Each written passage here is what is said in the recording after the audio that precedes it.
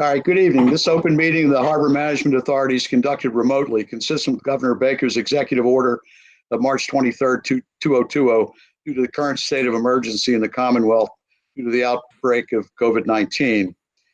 In order to mitigate the transmission of the virus, we've been advised and directed by the Commonwealth to suspend public gatherings, and as such, the governor's order suspended the requirement of open meeting law to have all meetings in a publicly accessible physical location. For this meeting, the Harbor Management Authority is convening by telephone and video conference via Google Hangouts Meet, as posted on the city's website.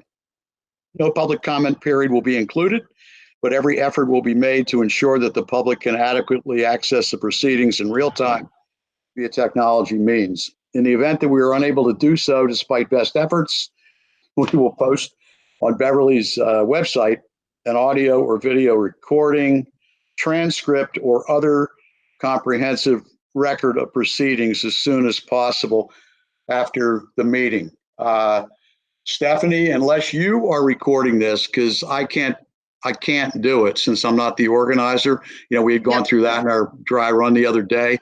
Brett will be taking minutes, and we will have that like we have for any meeting. So you have a comment on that? I did record it, if that's okay with everybody here. That's perfect. Yeah. Okay. That's good. Thank you very much. Yep. Okay. Okay. So with that, I want to call to order the April meeting on Wednesday, April 15th, 2020, calling it to order at 7:10, which is good, of the Harbor Management Authority. Good evening, everyone. It's nice to see all of you. This is certainly much better than a conference call, so we can have some faces with names. And I hope all of you and yours are well and you're staying safe in these interesting times. As you can see, I've trimmed the agenda down to cover critical items and hopefully reduce the time in the meeting some so you can get back to other things, which I'm sure are very much on your mind. My guess is much more than harbor management items. Okay. As you can see from the meeting flow, there are several roll call votes that will be taken in order to keep things moving forward from a initiatives that we have point of view. And so that certain people that are responsible for different areas, if they need permission to spend money or whatever, all that should be in place, and we should be able to do that pretty efficiently. So with that, let's get started. And if you've already muted, when Brett is going to take a roll call of members who are here, so please unmute when he calls your name and say here or whatever you'd like to say. Brett? Brett? Uh-oh. Hey, Brett. I think is he Brett? muted? He was here. He was. Brett? He's here. He's just muted. He's muted. All right. All right. Brett, take the roll call, please, of who's here. Thank you. Callahan. Here.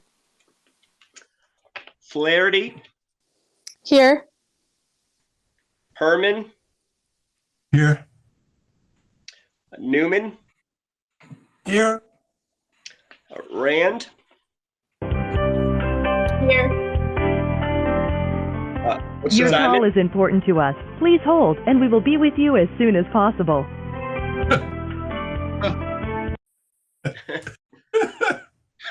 Go ahead.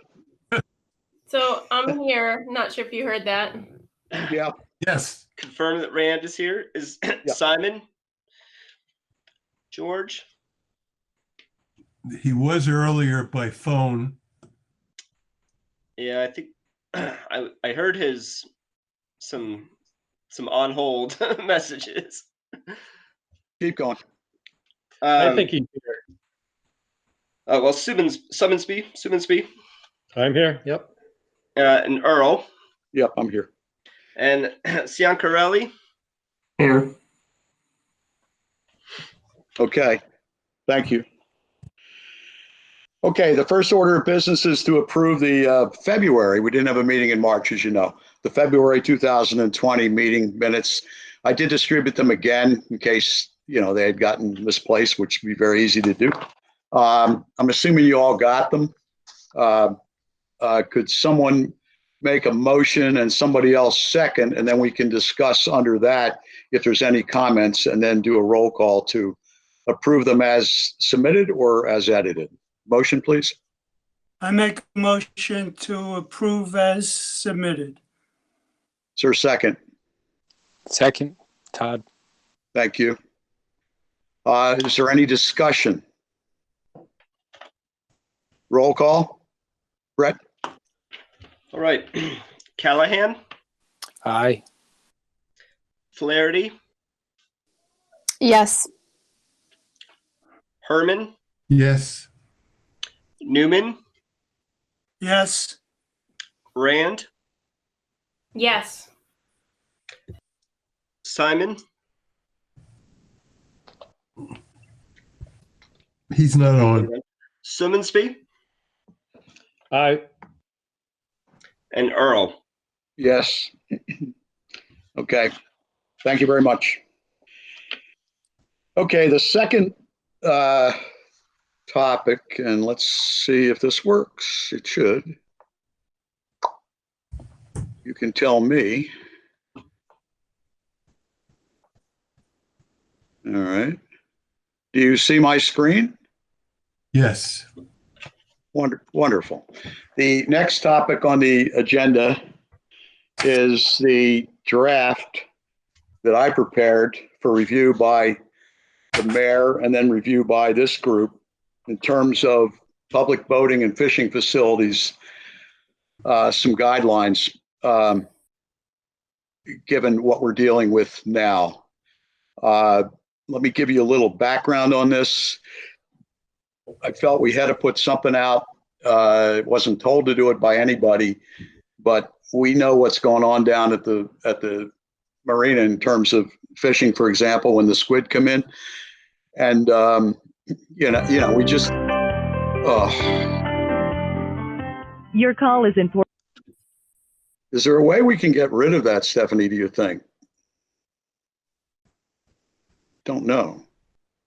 I think that's your friend trying to call back in, George. So I don't know Right. what, and Right. I keep muting him, but he's having some issues getting back in. That's okay. We'll get through it. That's fine. Anyway, I divided it into the categories that you can see. I'm not going to reread it, waste time. I also made some of the language consistent with some other things the city has used for parks, because I think a lot of what we're doing is consistent with the parks. This is public land. These are public facilities, etc. So the essential, non-essential thing goes out of play, really, because it's part of the public prerogative to do what they want to do. I sent this to Mayor Cahill for his review. I heard back from the mayor and Stephanie about an hour and a half ago that he approved it completely as written. He liked it. He thought it was fine. That doesn't mean we can't make some tweaks. I've already done a little bit, which are really minor, which I'll get to after each of you have an opportunity to weigh in. And the other thing I'm thinking we might want to add is the transient float that parallels the public pier there, where people can pull in for pickup and drop off and all that kind of business.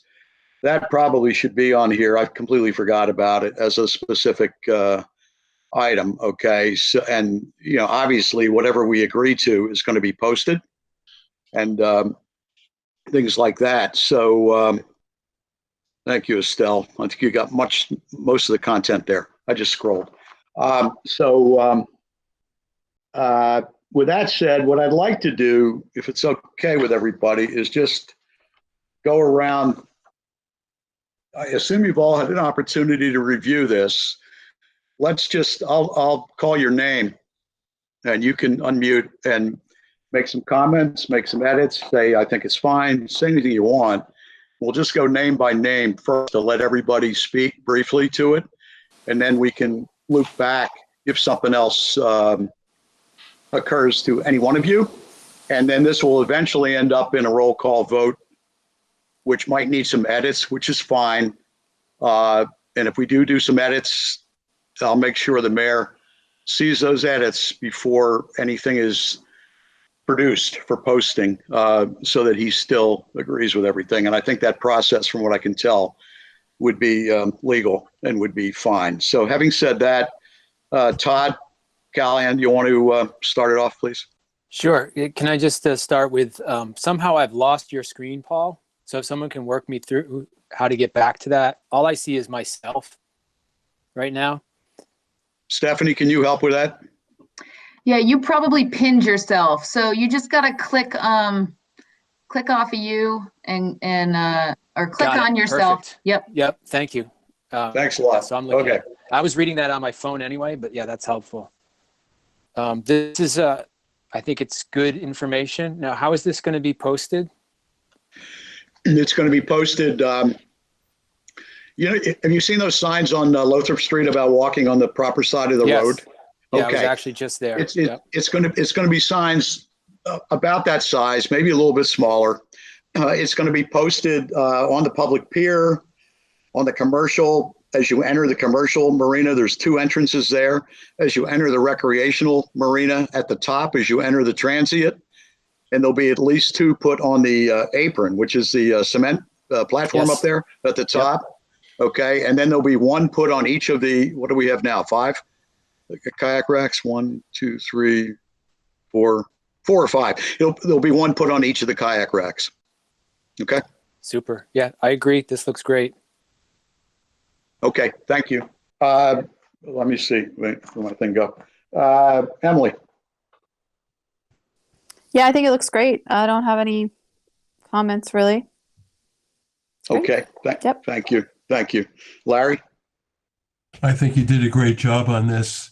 And I think adding the transient dock to the document or to the sign is a great idea. Okay, and since you brought that up again, what I was thinking of doing is just, there'll be a category, transient dock or float, and it'll say, this float is, or something like this. This float is open for pickup and drop off per signage regulations. And then the other bit about the please practice physical distancing and wear a mask. Okay, it'll be pretty brief, something like that. I will send it to all of you before when I send it to the mayor. Okay, so you'll see the final one. Okay, Don. My only comment is that the fishing on the public pier might turn into an enforcement issue. And I've been thinking about whether that's a desirable thing or not. I know the trustees wound up closing Cranes Beach because they couldn't control the density of the people, not because of any other reason. And the pier lends itself to that same problem. Who is going to enforce a 6-foot separation? And do you want it to turn into something that the public gets uptight about? Or is it better not to just have fishing, period? Others, please. Hi, this is Paul. Todd. Give your name and then go ahead and speak. Forget this sending stuff in all the time. Go ahead.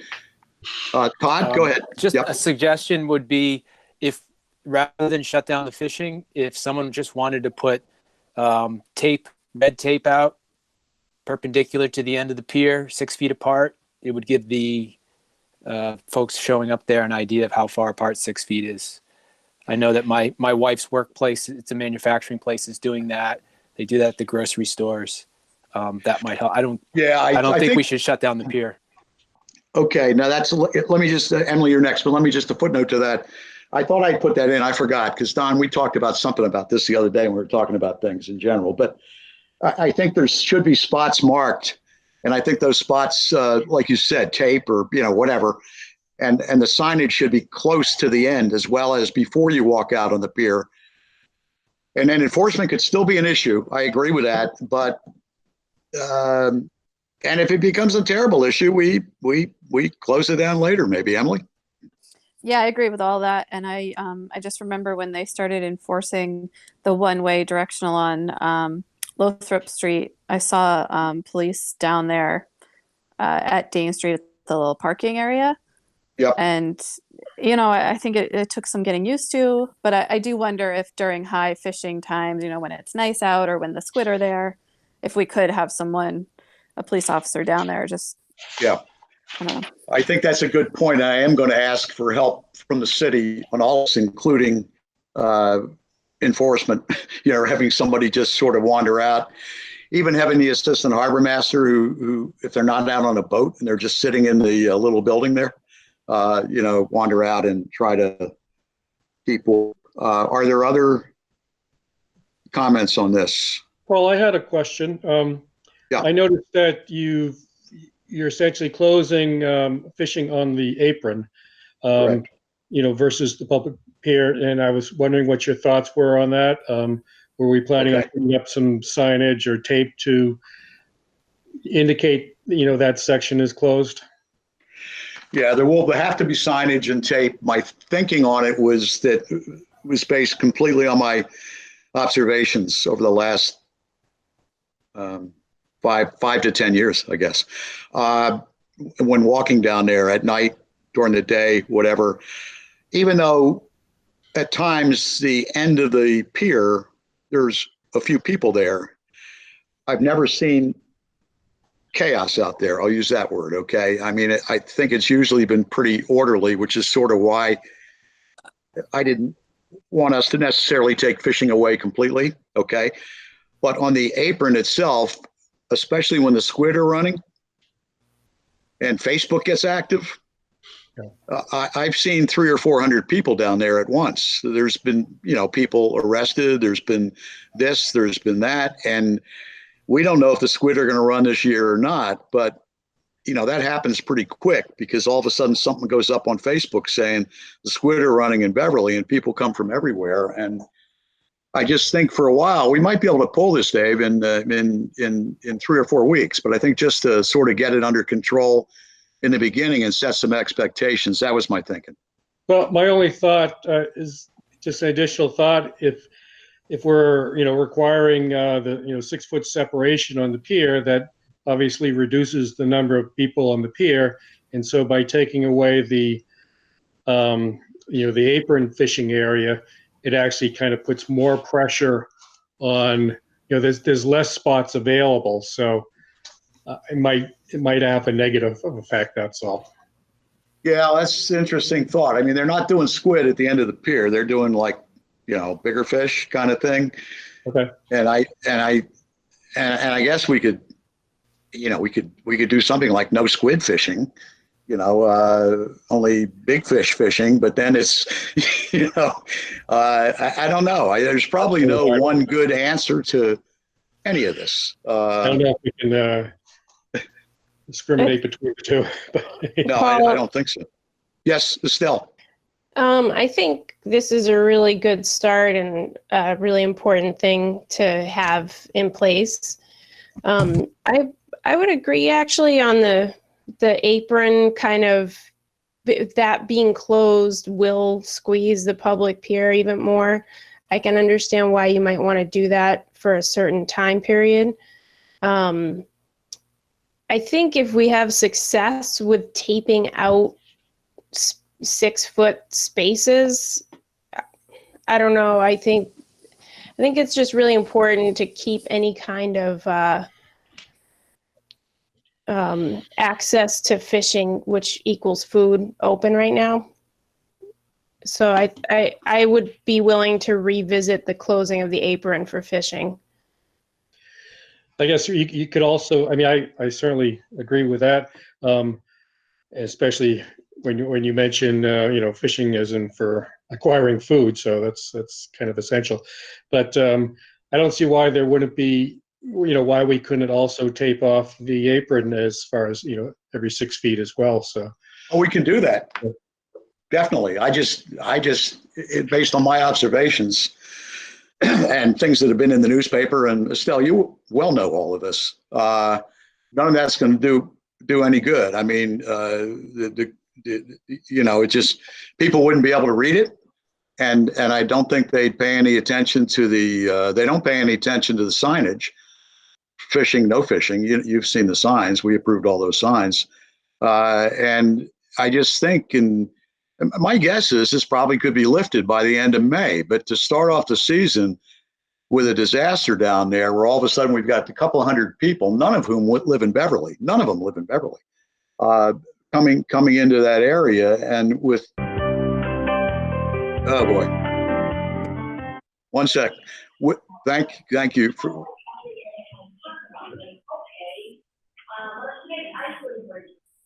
Hello. With the potential of, I'm not saying they're going to, but with the potential of with everything the city's been doing, which I think has been great in terms of trying to manage this terrible thing we're all going through. I just thought the risk of that was more than a bit of a near-term inconvenience. That was my thinking. So I'm sure we'll get negative reaction. You get it from everybody. I think maybe if we could start it out this way and revisit it at our May meeting, because we will have a May meeting, whether it's in person or virtual, probably virtual. I certainly, I guess, prefer that if possible, but just a thought. Let's see. We got to Larry, Don, Estelle. George, are you with us? Okay. So that's it. Sean, do you have a comment on No. these rules, proposed rules? Yeah, no, I think it looks good. Okay, thank you. Paul, it's Stephanie Bellotti again. I muted George, so he may be on there and not understand how to unmute himself, which would be *6, George. Thank you, Stephanie. Boy, am I glad you're here. Okay. Okay. All right. Does anybody in follow up to this conversation have any other comments they'd like to make? Can I just say Paul, let me say one thing. It's Larry. Yep. We need to have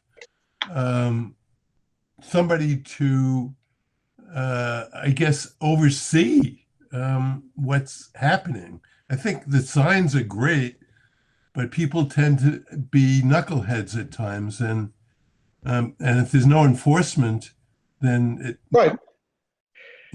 So I don't think we'd have a problem getting Mayor Cahill to buy into enforcement.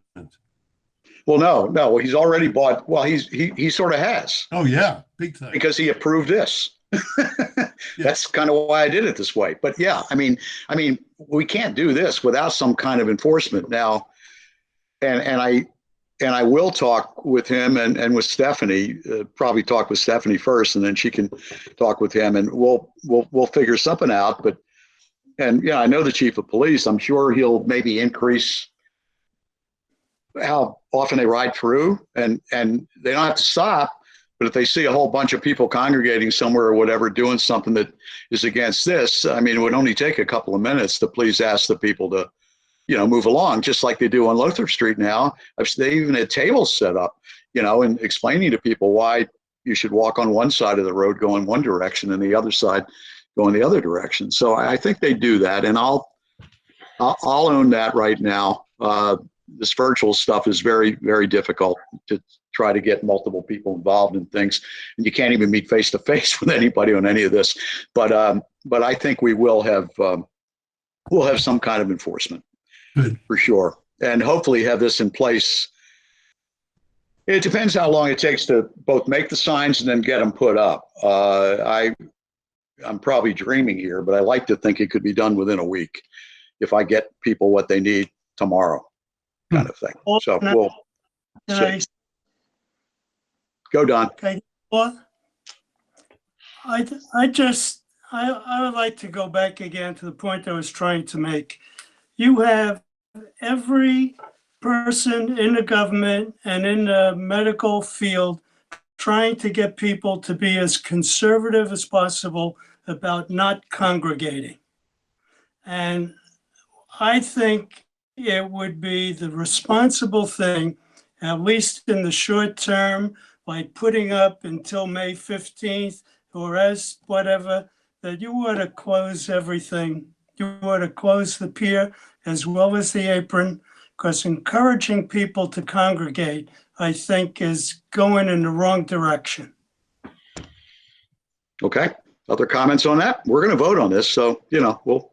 Actually, I'd second that because it seems like the fair thing to do. Why discriminate between the two? And I think Don's point is very appropriate, at least in the short term here. And this is Larry, and I agree 100%. Okay. This is Estelle. I disagree, but I do think that there is another level of monitoring, I guess, that would provide guidance. Like, even if you were to determine a capacity for the fishing pier or for the apron, if it was open, I think I really just see fishing as access to food. I know for a lot of people it's leisure, but I don't think it's a good time to cut off that access to food right now. I really don't. So how do we enforce capacity? Well, I think, I think the fishing pier, I mean, I don't think it would be a high number.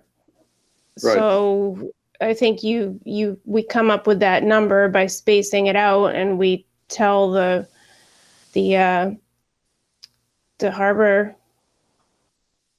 master and the assistant harbor master, and we inform the police chief, and they just add it to their route. The police department right now, they aren't doing their, it's not that they have extra time, but they aren't doing a lot of things that they normally do, like just pulling people over, for example. They have stopped doing that because it's dangerous for everyone to just kind of cite someone on something small. So, I mean, I don't want to speak for the police chief, but I'm going to say that there's capacity to stroll by the fishing pier to check capacity.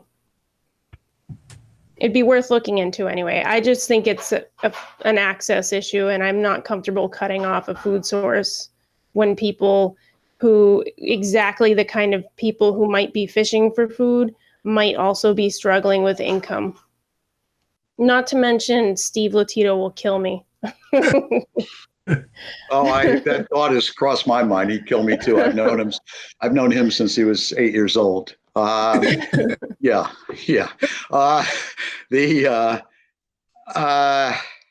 Now, are your comments, Estelle, directed towards both fishing areas or just the pier for now in terms of a change? I mean, I think it's just important to at least keep some option open for fishing. If you think about it too as open space, are we going to also say there's no fishing down at the end of the jetty or in other public spaces? A thought crossed my mind, but I let that one go. I didn't, really. Yeah, I'm looking at 2 jetties right now where people are out there all the time fishing. Okay. Yeah. I think in terms of essential versus non-essential, fishing is actually probably more essential than getting in your boat and buzzing around. So, I mean, that's my take on it. I think it makes a lot of sense if we already have some concerns based on past history of the apron to take that a bit slower, but I don't see any reason why we couldn't come up with a capacity and mark out space and share that information with, the harbor master. So you're saying capacity for the near term, let's say the next 30 days, capacity on the pier and nothing on the apron, and revisit the whole thing after 30 days at our next meeting. Is that what I'm hearing? Yeah, that makes sense. Yeah. I'm okay with that. I don't know. We'll see on the vote, but okay. Other comments on that haven't been aired already on the fishing. Okay, so I guess given some of the comments that have been made, I would imagine somebody is probably going to propose not trying to put words in your mouth, but probably going to propose an amendment or two. And then we would vote on those amendments first. And then, excuse me, if either of them, I believe this is correct, Robert's rules, if either of them passed, we would then vote on the amended proposal that resulted. So I think we're now at the point of either somebody proposing this as written with the one of transient float, or we're at the point of somebody proposing an amendment on the pier and or apron. From a fishing point of view, everything else seems fine. And we will discuss and vote on that amendment. So somebody raise your hand and start this process, please. Well, if you'd like, I can. I would make two amendments. I don't know if you want them separately or both together.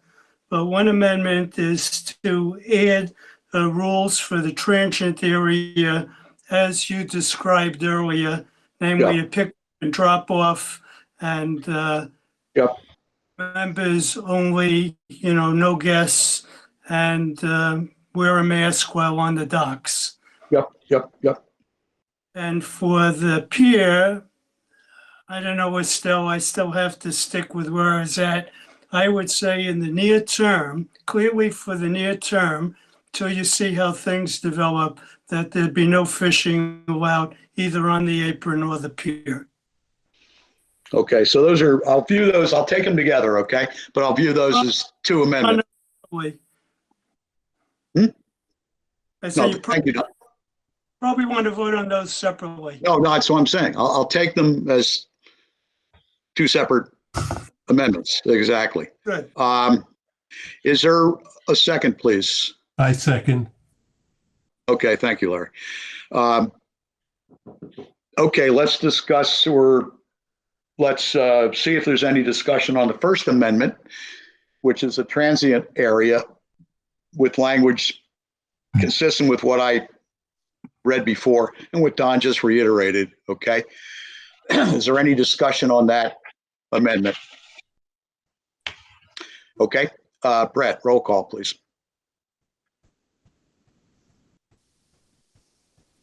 Brett. Hey, Brett. Roll call. Sorry, a little glitchy. Roll call. We're taking a roll call on the transient area. The amendments Don just proposed. Yeah, to amend. No, just the transient. Can you hear me? Transient, the First Amendment. Okay.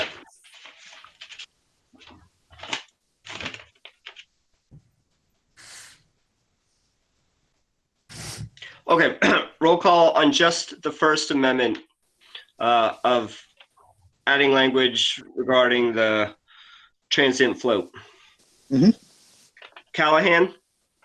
Yes. Callahan is yes. Flaherty?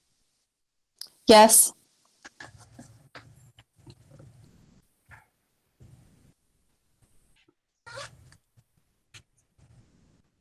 Hello? Did you hear me, Brett? Yes. Flaherty? Yes. Yes. What's going on? I think he's glitchy. His connection's not good. His connection is very bad. I can let me do it. Okay, so Callahan's a yes. Flaherty's a yes. Herman? Yes. Herman? Yeah. Yes. Go ahead. Brett, are you there? Newman? Yes. Rand? Yes. Okay. Yes. Newman? We got him. Yes. Yeah, you're coming in and out. So I'm taking the roll call right now. And if your internet stabilizes, we'll let you take the next one. Simon, are you here, George? Okay. David, someone speak? Yes. Okay. And I'm a yes. Did I miss anybody? I don't think so. Okay, carries 7-0 on the transient float amendment. Okay, now this second one amendment has to do with basically banning all fishing, excuse me, on both the apron and the pier until we revisit that at our next meeting, which I've got it on the agenda. What's that date? May 20th? May 20th. Yeah. Yes. Okay. Is there, both of them were seconded. Okay. Further discussion on that matter? Okay. I Brad, guess, how's your, oh, go ahead. Sorry. Paul, this is Estelle. I will probably have to vote no on this just because of my constituents, but I do understand that move, and a similar comparison would be the fact that the city has shut down all the playground equipment, though that's probably not, I mean, where that's not a food source, it's not quite as essential, but I can understand it as a 30-day measure. Yeah, and I think if this passes, we will be very explicit to try to calm certain people down that it is a 30-day measure and not. We'll be very careful about the language. Okay, if it goes that way. All right. Other comments? Yeah, I'm struggling with this one. Are people allowed? They can go into Aubert Park and fish, and they can, like you're saying, on the jetty, they can fish. Correct. Yes. Yes. Yeah, I don't know. Yeah, tough one. Paul? Yes. Well, just one question. You mentioned a 30-day time period here. Should we tie it to the, like right now, this, statewide, it's what, May 4th? Should we tie it to something like that, or just say 30 days? Well, that's a good point. What we could do, and it takes a little bit of heat off of us in a way. We don't know what's going to happen May 4th yet. I'm not sure if our governor knows what's going to happen yet. But if we tie it to the next action by the governor on guidance, okay?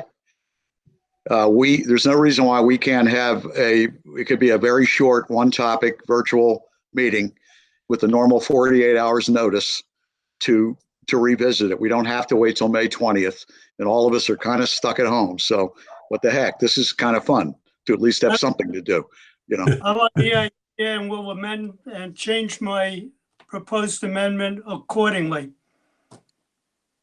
I agree. I was going to comment that Yep. we should change. It should be based on the governor, and whatever date he deems that public places are safe, as long as distancing is practiced.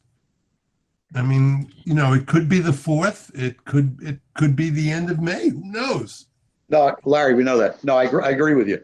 So I think the language for all of the fishing, I think the other categories are very different, but for the fishing, the overall thing already says these guidelines will be updated as new information is available. That's a very vague statement. So I think they all will be updated, and maybe, who knows what's going to happen. But I think for the fishing, anything we say about fishing, if we're going to preclude it for now, I think needs to be tied out to what you, Larry, and Don, and everybody else are saying in terms of next steps by the governor. And then that puts it really where it should be. Now, the mayor from a city point of view, I think he can. I get confused on who can override whom on some of these rules, but we won't worry about that now. I think it's the governor that is acting at the moment. Paul, can I just? Oh, go ahead, Todd. Go ahead, Emily. I Emily. interrupted you last time. Oh, that's okay. I'm just curious. So let me clarify that we have not closed any of the city parks yet, right? Correct. So to me, this feels like a closing of the park where you start regulating what you can. I don't know. To Estelle's point, I guess it's the playground, but you Yeah, can we've go to cl- all of the parks and the beaches and do those things. So why would Glover Wharf be different? It's the space. Yep. But we're required in the parks and on the streets to wear masks and be 6 feet apart. So why wouldn't we trust people to do the same at Glover Wharf? Well, the pier, you'll get about 10 people on it. Exactly. And It's a the confined- apron, I think, Emily, to your point, is something that could be controlled. Okay. If people are just walking on the apron or, maybe having lunch, on one of those little, I think there's still a table there near there. And, my whole thing here is what I've observed with people just literally swarming in, none of whom are Beverly residents when the fish start running. I mean, they get here so quick, and it just made me nervous. But your point's a good one. What if we close it to non-Beverly residents and it's only open? I mean, I understand that that's also a management issue. Yep. But could it be something like that? I mean, truly, we're not supposed to be going from community to community. We're supposed to be staying home. So if there's people that live right near the pier that rely on that as a food source, is that a thing? I'm not sure. I don't know. Yeah, I don't really know. Belabor this. I don't really know the food source piece, frankly. I didn't really realize that many of these folks are doing the fishing for that reason. And Estelle could be right. I don't know. I have no idea. Well, would that also be a legal issue because, state funds Yep. were used? Yep. So discriminating between Absolutely. residents and non-residents. I mean, I like the idea, but there's a legal issue there. And just in general, my overall feeling, for what it's worth, I think that my preference would either be to close both or keep both open with, clear dividing lanes or taped off areas. Even just as a thought, even those who, don't speak English and they're not from the area, Mhm. I would say that most people at this point are getting used to this notion of 6 feet apart. And, when you go to Home Depot or other places, they've got, cones set out showing people that they've got to be spaced apart, and grocery stores as well. So even if you don't speak English, I think at this point, a lot of people have, gotten the word that this social distancing is a thing.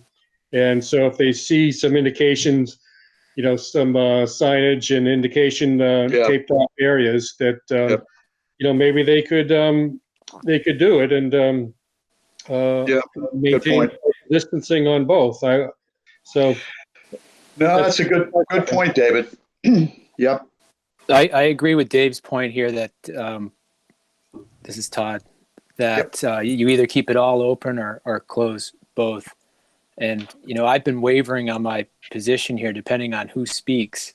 It's really difficult issue, honestly. But to the idea that suddenly on May 4th or some date, the virus is going to be gone, that's wrong. We're still going to be social. Absolutely. We're going to be social distancing for a very, very long time. So, I'm thinking as we set up the structure now, people will be more prepared when it is good fishing season. That, they'll understand they need to be spaced out. That's well said. And maybe we could send a note to whoever is in charge of the super squid, to tell the squid just to stay away this year. Right. I mean, last year they actually did stay away, but. And if we act in this way, in a cautious way, but allowing some access, and the mayor overrides us, I mean, that's his right. And then, we don't take any heat politically. That's correct. Yeah. No, I think, I think the mayor I have one more comment, Paul. Okay, Estelle, go. I guess just to the idea of closing for a short period of time, I've been thinking about what would the benefits be, and to Todd's point, that it's not like the virus is going to be gone by May 4th. But what I've noticed with a lot of these dates is that really they represent a length of time that you need to be prepared for something. So I think if the plan is to open for fishing at some point, then that between now and May 4th would be the length of time that we might need to prepare those spaces to be safe fishing spaces. It's just my thought. Well, yeah, I mean, there's no reason why we can't differentiate dates in terms of effective certain dates for use of boats. I mean, the commercial's been open all along anyway, obviously, versus the fishing. Are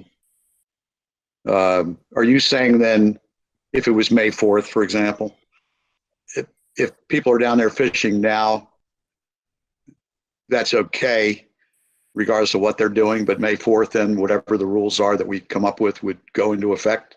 Is that what I'm hearing? I guess what I'm saying is that the date kind of feels arbitrary if you're thinking about it as a time that the virus might be gone. But what it more is used for, to set a start or end date for something, is more to say, okay, if we're going to open up fishing on May 4th, if it's closed from now till May 4th, then that gives us 2 weeks to tape out 6 feet spaces and put up the proper signage for instructions on appropriate use of the space, I guess. I'm in favor of that. That sounds good to me, Estelle. So there'd be no, I'm just trying to process this. So you're saying there'd be no fishing between now and, you're mentioning May 4th, so I'll use it also. And that'll be time to prepare for the layout so people can fish. Okay, so the people that are out there, like there were 5 people at the end of the pier today, they would not, unless they just wander out there and start fishing between now and May 4th. I mean, that somebody would go out and say, you can't fish because we're preparing, or we just let them go, but this would become formally effective May 4th. I'd say we tape off. You know, it's easy enough to run tape across the pier and maybe in front of, the apron section. Yeah. And then, as soon as maybe we could open it up sooner than May 4th, as soon as we, get some appropriate, partitioning there for required social distancing. So, maybe it takes a couple of weeks or not, but okay. Well, I like that proposal. This is Todd. Yeah, I do like that proposal there. Yep. Yeah, I think that makes, and that's kind of consistent in a way with the fact that they put the police tape around the things in the parks that the kids play on. And I'm sure they're trying to think through how they can reopen that at some point. They just haven't said, when. So the kids, it's just hard to space it out on apparatus like that, I guess. So let's see now. Don, do you want to withdraw your amendment and bring another one forward? Well, I'll withdraw it and let somebody else bring something forward. Okay. David, you want to wordsmith this one?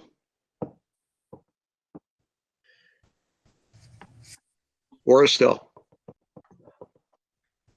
I'd say we just have to do a slight modification to what Don had, except, maybe indicate that, we're temporarily closing all fishing until appropriate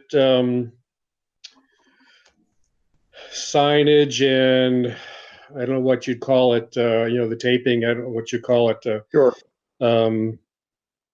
Measures be in place for social distancing, and at that point we'll reopen. Well, I think I like that. I think I say reopen pending whatever prevalent guidance from the city and the state are.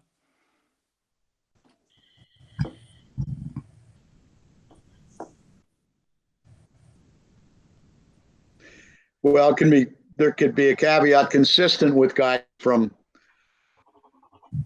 temporarily closing all fishing until signage, et cetera, measures are in place for physical distancing consistent with city and state, blah, blah, something like that. Good. Does that make sense?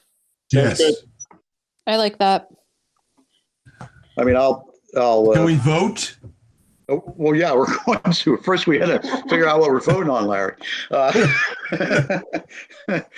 Okay, so does everybody get the gist, at least, of what we're voting on? Yes. Okay, and what this would do is it would replace the little apron section and the little public pier section. Okay, Mhm. and this temporarily banning fishing or closing would go into effect ideally tomorrow, and then we work on what we've been talking about to open it up in a safe social distancing manner early May. That's really, I think, what we're trying to communicate, right? Well, Okay. yes. So any other discussion on this? Just that one point in that, it might be easiest just to, put tape across the pier. So essentially closing the pier temporarily. Right. Uh, Well, yeah. I don't think any other issues with that instead of being specific to, just closing fishing on the pier. But that would be the easiest thing to do. Well, yeah, I think that's the city's call. I mean, there's those benches on the way out, and the people want to go out and sit on a bench and look at the water Sure. and all that. I mean, I definitely would close the end though, for sure, because it's not legal to fish. It's not legal to fish before you get to the end anyway. Right. So, True. Okay. and there are benches at the end, which I'm sure people sit on. So we're not completely discriminating here. Okay. Okay. So any other comments on this new amendment, which is along the lines of temporarily closing all fishing at Glover Wharf until signage and other things are in place to ensure appropriate physical distancing consistent with city and state regulations, something like that. Okay. That's kind of what we're voting on. Brad, how's your internet connection? So far, so good. We'll see. Go for it. Go for a roll call. All right. Callahan, Yes. Flaherty, Yes. Herman, Yes. Newman, Yes. Rand, Yes. Simon, if you're with us. Summonsby, Yes. Earl. Yes. All right, it's approved. All right. That was a good process. Thank you, everybody. And I'll get on this first thing in the morning because obviously there's a sense of urgency on this thing and revamp this. Stephanie, you still there? Stephanie? Well, I'll hook back with Stephanie and the mayor, and both for the modifications that we're suggesting and context for why we're suggesting it. I'm sure it'll be fine. And we're taking a conservative and a smart approach, I think, and one that's putting health first, and that makes perfect sense. And I'm also going to include in that discussion we need the city's help with both enforcement and getting stuff in place. That's all. Okay. So thank you. All right. So I can stop sharing this little guy, I think. Come on. You don't want to stop sharing? There we go. Okay. Stop sharing. Okay. Yeah. That work? Yeah. Perfect. All right, now I see everybody's smiling faces again. All right, good. Whatever. Let's see. The next on the agenda is Financials. financials. Let me ask first. Brian Ailes, are you with us?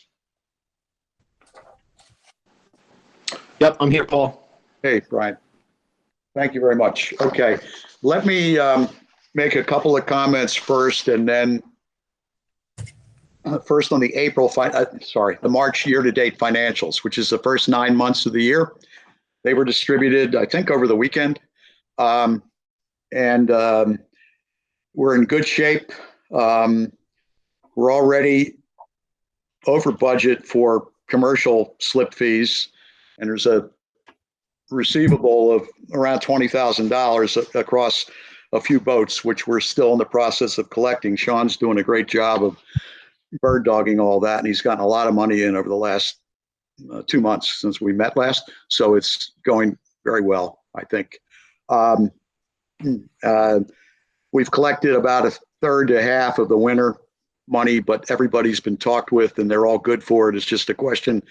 Obviously, there's a lot going on with everybody right now, so you got to be nice the way you deal with these things, okay? In terms of when the money actually comes in. And the rec, we've already, the budget showed 75,000, but we're really over 80,000 now that's been collected on the recreational marina. We're not going to discuss tonight what we have to do if all of a sudden, I mean, I think the marinas will be fine for the summer, but yeah, who knows? The other good news is that our cash in our capital fund is currently at $382,680. And that's, we started the fiscal year at 320. So we've added 62,000, which, and we've continued to get a lot done. Although some of the things we've gotten done, we haven't paid for yet. So obviously that's going to affect things, but hey, it could be completely different. So that's all good. So does anybody have any questions? Since I can see your faces, I can't see everybody, but we'll take a chance without using all this chat stuff. Anybody have any questions on March year to date before we jump to a brief discussion of the proposed budget for 2021? 2 questions, if I could have the floor. Yep. The first is, are we fully subscribed in the recreational marina for this coming season? Sean? Oh, what was that? Sorry. I'm sorry, Sean, are we fully subscribed? Do we have all the slips spoken for? We have 1 slip available on the recreational side. Do we have to advertise, or what do you think? Yeah, I went through the wait list that we have and kind of struck out with everybody. So, yeah, I have told Paul and Dan, and they seem to think that, somebody will come up soon. But yeah, I mean, if we need to advertise, then that might be, something to do. What is it, a large slip or a smaller one? Which one? Let me look real quick. It is. It's on the west side, so a small slip. It's Small meaning? specifically 10W. Is the 10W? Yes. Okay. So, Sean, what length boat and what beam? I think on the west side, the minimum is 25 feet, and I think the max is under 35 because the east side starts at a minimum of 35, if I'm not mistaken. Okay. Yeah, the finger is 30 feet long. Okay. Okay. Don, what do you suggest on, and or Sean or anybody else, where we would advertise? I would advertise. Well, we're advertising pretty heavily. We had a sign up on the building, something on Facebook. I mean, probably David is most familiar about what we've done in the past. David? I might actually still have one of those banners to put up in the window of the McDonald's building. Okay. And you could put something up on the Glover Wharf site. Sure. I think, and if you could coordinate a way, and if I can help, if it's dropped in, where's the sign at your house, you think? Yeah, I'll have to dig it up, but I do recall that I had an extra copy somewhere. I'll have to do a little digging for it, and All as long right. as Dan Well, will let me tape it onto the window there, that could be effective, because it's Okay. highly visible when you drive by. Are you talking the window of the McDonald's building? Yes. Okay, fine. And if you need to get in there, I still have a key. Great. I'll Okay. coordinate with you. Let me know. Yep. Okay, let's do that for now. And Sean, you have any other ideas on it? Go for it. But we can at least begin this way and see how it goes. Yeah, it sounds good to me. I'm the newbie here of what you guys have used in the past, so. Yep, absolutely. And anybody who can think of any of your friends or neighbors that might want to, just do some networking, even if it's not them, they might have friends that have boats and stuff, because it's a good deal. So. And you Okay. mentioned putting it on the web. Excuse me, Don, you're going in and out. So you mentioned putting it on the website. Yes. Yeah. Yep. All right, that was question one. Question two was associated with the usual stuff with the utilities. So the utilities always seem to come in higher than we think they're going to. And I don't know if we're at a steady state condition yet. At one point, things were on the meter that we paid for that didn't have Right. to do with Harbor Authority. I don't know what the status is right now of it. Well, yeah, I think Sean and I have talked about this. As you can see in the notes and in the budget for next year, it's been adjusted. Okay. This year we had a budget and we've gone over. Next year, I upped the budget to 25,000 from 15 or whatever it was this year. Sean, we moved money twice now. Yes, right? we have. To do the utilities, and I'm comfortable. I'm pretty comfortable that we're not based on data that Brian's given me and things I've looked at with John and whatever. I don't think there's nothing going on in the McDonald's building and stuff. So I don't think we're paying for anything that we shouldn't be paying for. I just think either we under budgeted or certain fees have gone up or whatever. But I think what you've been looking at this year, maybe we missed budget. I missed budgeted in 2020. I don't know, but I think it's being corrected for 2021, and I think we'll be fine. Okay.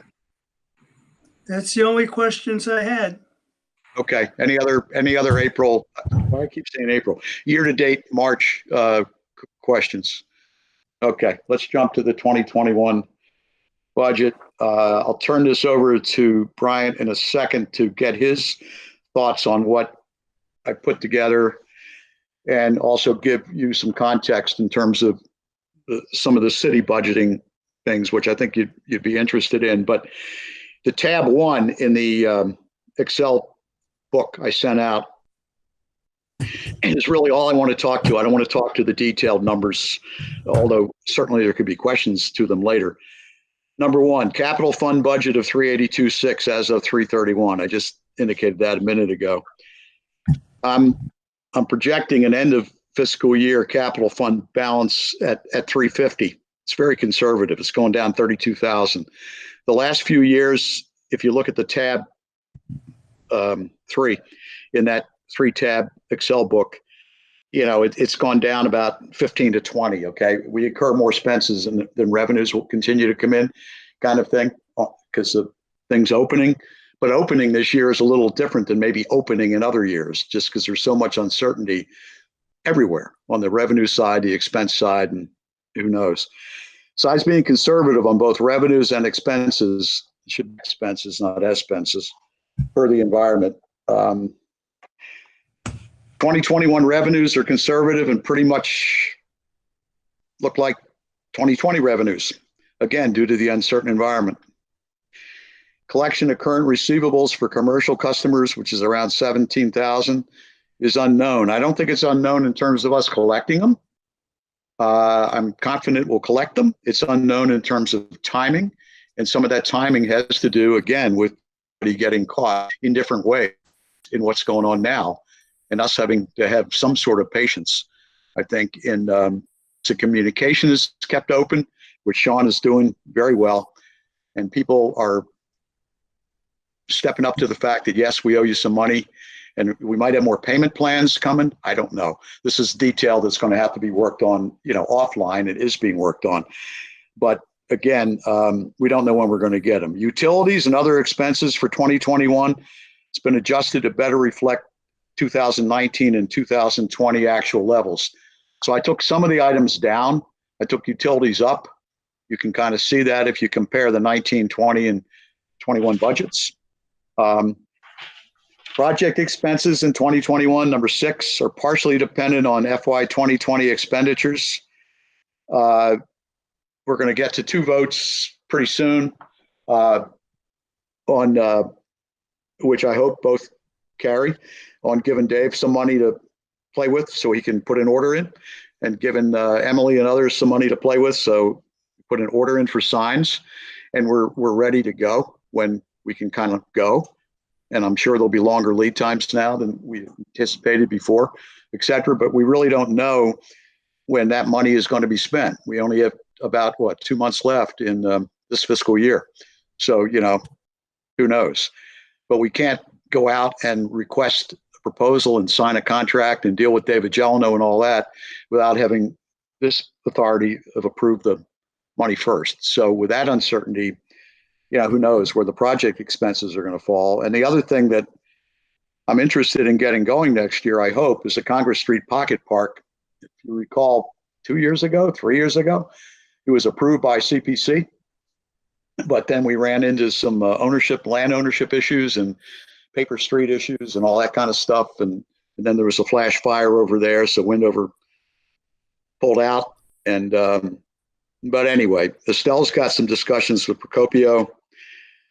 Hopefully we'll get to meet with them when we're able to meet with people and get that moving forward. So in the context of those kinds of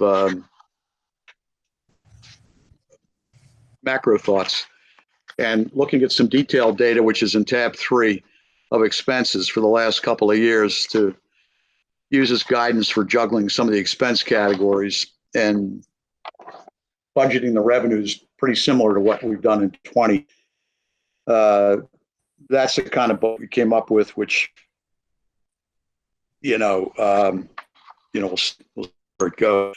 So with that, I'd like to turn it over to any comments he might have, any guidance he might have for us, and also anything he'd like to share with regard to where the city is with its budgeting process. Brian? Thanks, Paul. I think, as usual, you guys put together a pretty thoughtful, thorough budget. Thank you, Paul, for all your efforts and everyone who helped him with this. It looks pretty good. I don't really have many comments other than, let's keep a close eye on the receivables on some of the slip revenues, especially in this environment. And depending upon what your policy is around non-payment of slips and how far into the year, we just want to kind of keep close reins on that to make sure you don't wind up in a situation where you've obligated spending beyond what you ultimately will bring in terms of cash. Good point. But other than that, and we can work on that throughout the year, and I'm happy to help with that. And I'm sure Sean is on top of it as well. So, yep. Can I comment on that? Yes. As you say in the rules, and as we've talked about every year at this time, you'd like to have full payment before a boat comes into the slip. And that would deal with the comment that Brian just made.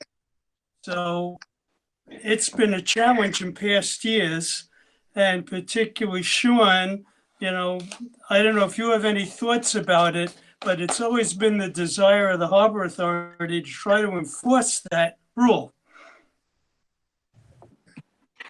Yeah, I mean, it makes sense. I'm not sure what happened in the past. um, but this season, because of COVID, might end up, payment Yep. now because nobody's really down there yet, and there's a good cluster that already paid, and some just have some additional payments to make, and I can start chasing those people down. And then when that guidelines comes out, I have a lot of people's emails now too. So Paul, if you could email that to me when that's finally approved, then I can email it out to everybody who's got slips.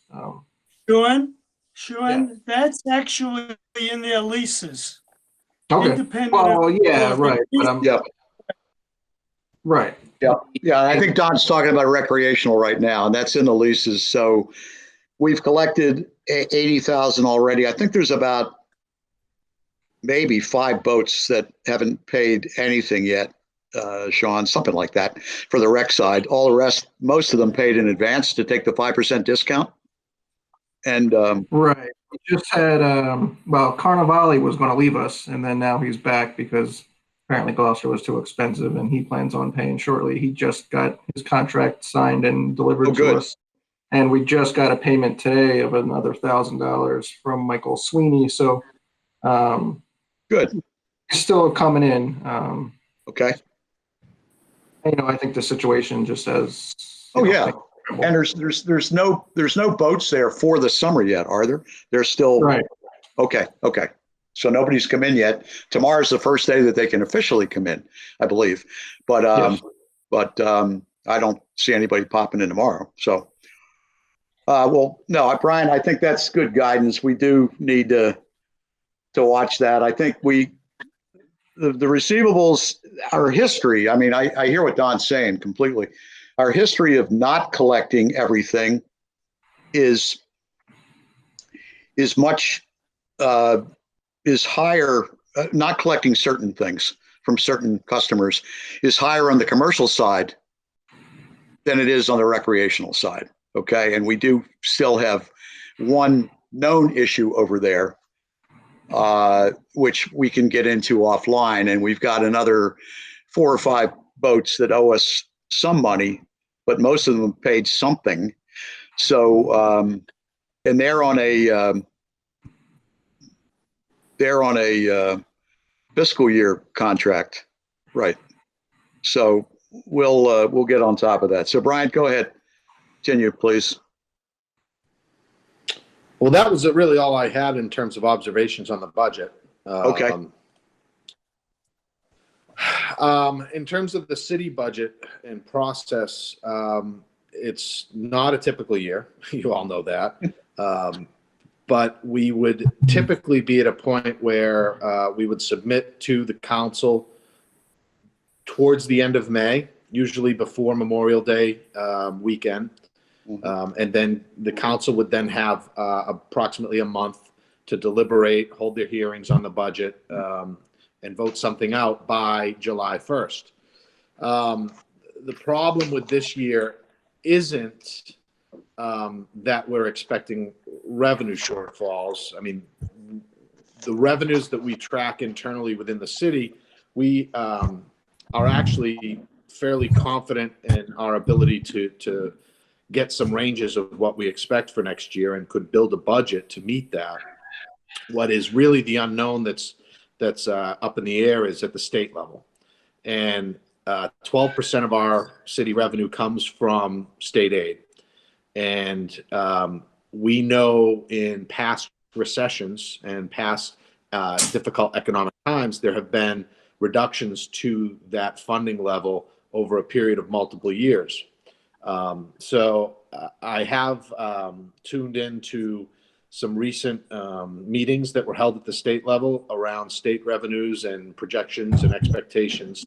And, this obviously is important to the city and its budget process, but just as a general person in Massachusetts, you probably have an interest to know that, at the state level, 60% of the state's revenue comes from tax revenue. And that's capital gains, that's corporate tax, that's income tax, sales tax, and I can tick off a number of others too. But 60% of their income comes from tax revenue. During the last recession, which was titled the Great Recession, the state saw roughly a 15% drop in that in the tax revenue that it was taking in year over year, and that was triggered to be the Great Recession. This year, I heard from about 9 different economic experts, actuarials, economists, different universities, different budget groups that do the forecasting for the state. And there was pretty much consensus that the drop in revenue on the taxes will surpass the drop that we saw in the Great Recession. So where we saw like a 15% drop in state tax revenue the last recession, they're expecting more like a high teens to 20% drop in tax revenue. So the drop is a lot steeper than it had been in the past. What we don't know is it going to be somewhat of a V where it begins to bounce as soon as we kind of turn back on the economy and bounce right back up to where it was? Or will it be more like a U recovery, which a typical recession would follow more of a U path? So there's a lot of range of debate amongst the experts around that. I think at the city level, we are preparing for kind of a worst case scenario. And hopefully we get some good news through the remainder of the state's budget process. House Ways and Means is due next to release their budget. And depending upon what they release for local aid figures, that's going to give us a good indication of which way the wind's blowing.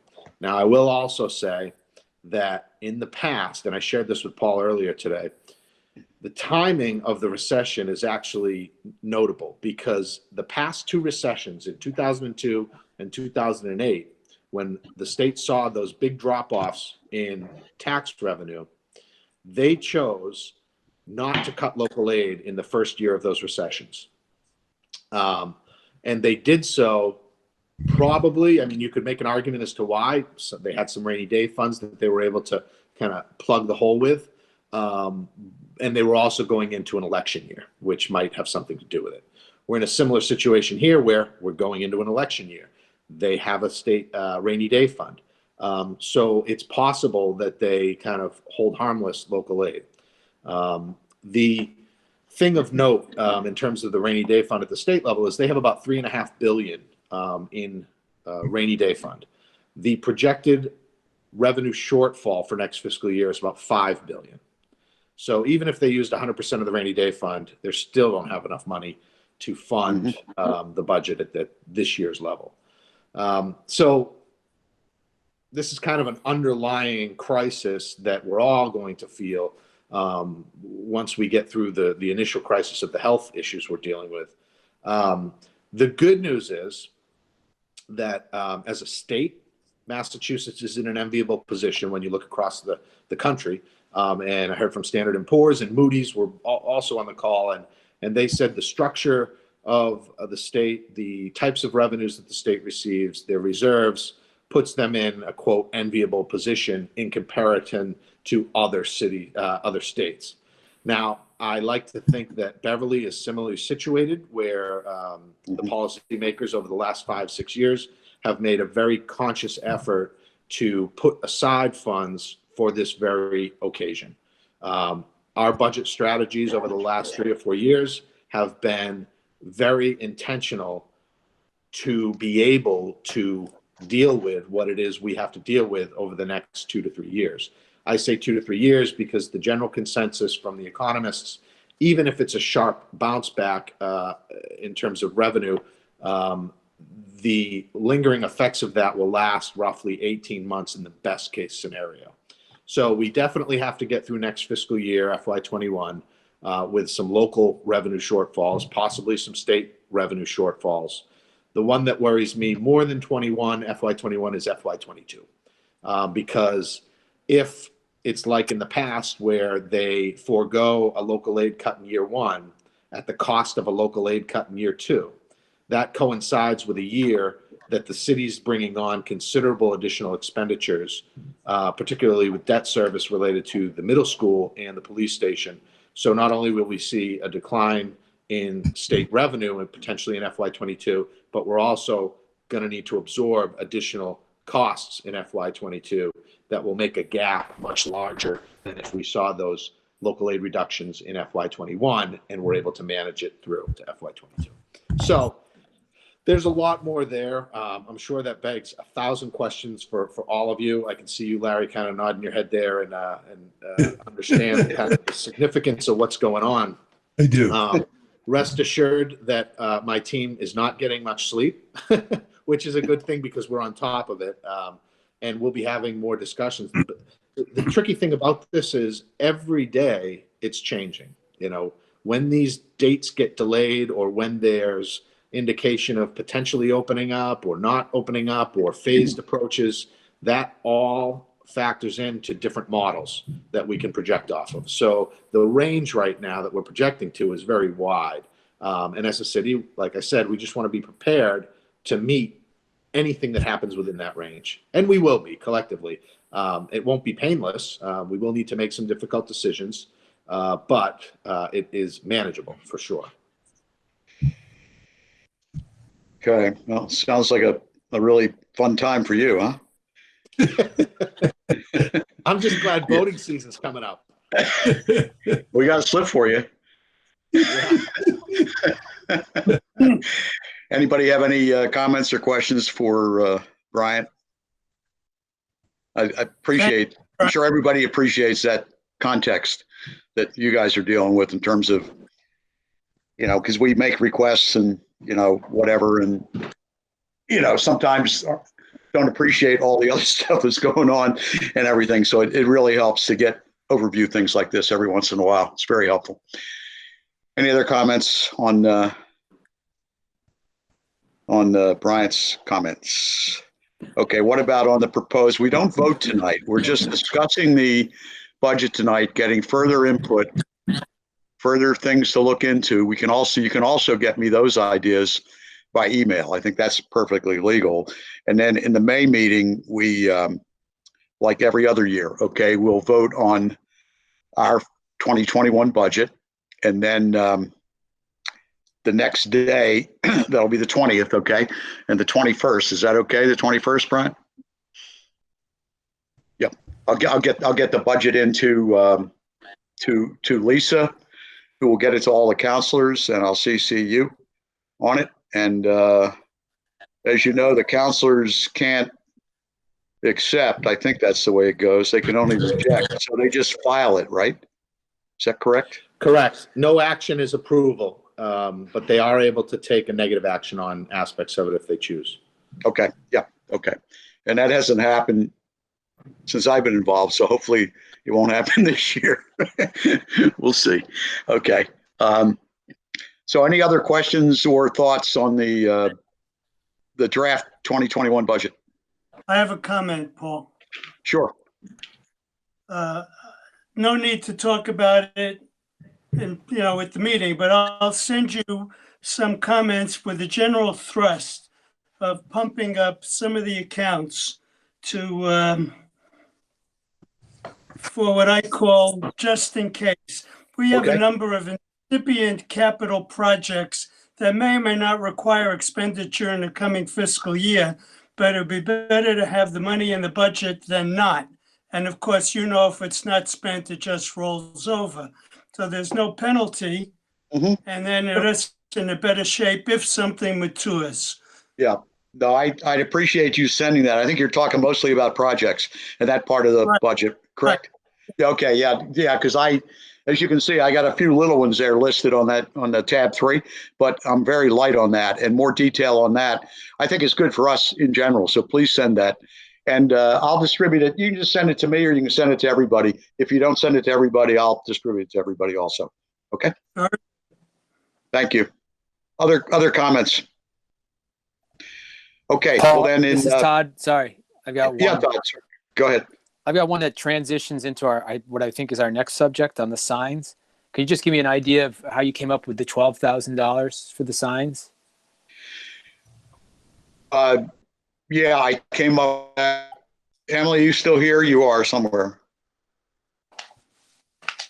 I Yeah, and am. we'll talk. Yep. We'll talk about it in detail under the signs. I mean, that's just a placeholder, Todd. But I believe that the previous signs, Emily, including the post from that sign maker guy for Aubert, was in the neighborhood of 1,000 or 1,200 per Yeah. sign. Sort of right. Yep, that's right. Okay. And he's working on getting the invoice, but I feel like that's a good ballpark. And I think when we've been discussing signs, you guys did a great job, two of you along with George, in prioritizing, and we've discussed it. There is a Google online still, which hasn't been changed since the last time we collectively changed it. But I thought we decided that maybe for priority on, we'll go with 10 loads for 10 cents. So I multiplied 10 by 1,200. With 12,000, okay, for sort of phase one of signage. Right. Yeah, I'm just thinking, I ran the waterfront today just before this meeting. And so there are, I believe, 15 locations. If you go from Dane Street around to like Gillis Park, there's probably 15 locations should have signs, but only 10 signs there. So it's possible to plug for 15 signs, which would be 18,000. I'd make that plug. Yeah, well, no, I something that in a few minutes, I'd rather give you guys the flexibility to contract for something and not $1,000 or $2,000 short. Okay, if we don't spend it all initially, or if we order more signs than we have to get up initially, who knows? But the 12,000 was based on 1,200 times. The 10 should be a higher number. And if Emily finds out that the 1,200 is low or high, we'll adjust it accordingly. And when the budget's finalized, we'll reflect exactly what tonight and what we at that point. I don't think whether the money is really going to be partially or fully in this fiscal year. If it is, that's fine, because we $382,000 in the capital fund. There's next fiscal year. If it goes this fiscal year, that's kind of why I was conservative on for the capital fund going out of the year under some of these smaller projects. Some money would be expended by the end of June, and we have that much more revenue coming in. So I say we'd have 4,000 a year or something like that, knowing that we might up spending money for both decks and for signs. This year, they probably won't be installed, if we're lucky, until next fiscal year. No way that'll happen before July 1, I don't think. So it'll all be consistent. And what I'll plan to do is draft of the budget with other feedback from Don, from the rest of you, at least a week, if not more, before our next meeting. Okay, so you have a chance to go through it at your leisure. Send me comments with questions or something. If you can, copy everybody. If you don't, make more comments. Get out everybody, so we're kind of all on the same page in terms of this thing evolving. Okay. Are there other comments on the direct 2021 budget at this point? Okay. So no vote here. We can move on to, there's some new background. Don't know what it is. Nobody has another on, do they? Spacer or something, keep warm. They can really mess things up too. Okay. Paul, I might have done it. I'm on finally again. It's George. George, you're on. Welcome. Yeah, Stephanie sent me a different number, which worked. Every time I tried to unmute with the other number, it took me out of the call. So you don't have a video thing, huh? I don't have a video, no. Okay. We're gonna have to buy a video one out of our capital fund, George.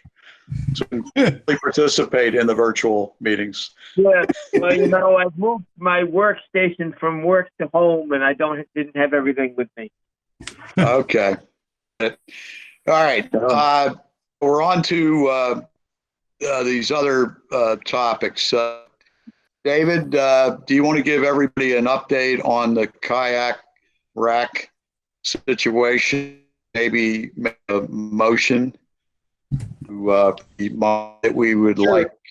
Sure. So we had submitted to the Conservation Commission the RDA for the kayak racks, and it was approved with, I wasn't there at the time, but you, Paul, stood in, and maybe you can add any of the commentary that you heard. But basically, my understanding is that it was approved with one minor request as far as locations on the Independence Park. But other than that, Paul has suggested approving 15,000 to cover the kayak racks, and that would more than cover, unless prices have gone up, that would more than cover what we're planning on putting in this year. So I'd like to put forth a motion to approve a budget of up to 15,000 for the kayak racks. Is there a second? This is Emily. I'll second that. Thank you. Discussion, please. Okay. Brett?